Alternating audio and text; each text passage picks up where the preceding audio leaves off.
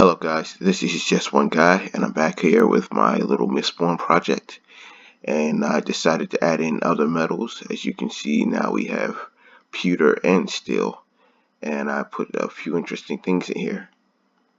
First thing you can see is when I hit play, you can see a little enemy comes up and he tries to attack us just like before, except now we've got pewter, and what that does is gives me super strength.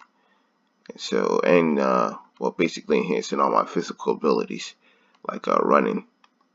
You see, I can run much faster. I can jump higher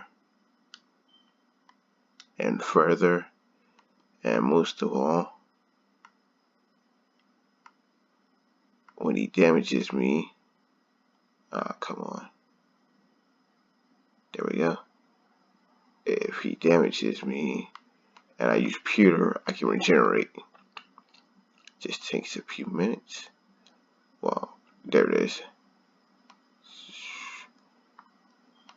Now in the books it says when they use pewter they can outrun a horse. Also, when I attack now, it does more damage and has a little knockback effect, which is how I imagine it would work in the books. So I have the powers of what they call it, a pewter arm, plus the coin shot abilities. And now the pewter, it drains differently than steel metal. Once you turn the pewter on, that little check mark, which is right here, determines it. It just continuously burns instead of it continuously gets used instead of being used every time you use the power. So once I turn it on, that's going to continue to go down until I turn it off. See, I can just beat him right here. Ah, damn it. Oof.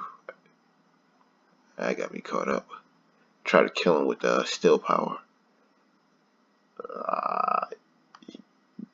There we go.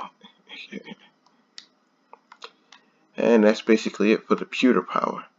I did it because I thought it'd be pretty easy to implement. The hardest part was getting a little knockback effect on a punch, but it turned out pretty good. And of course the running, which is hilarious to watch.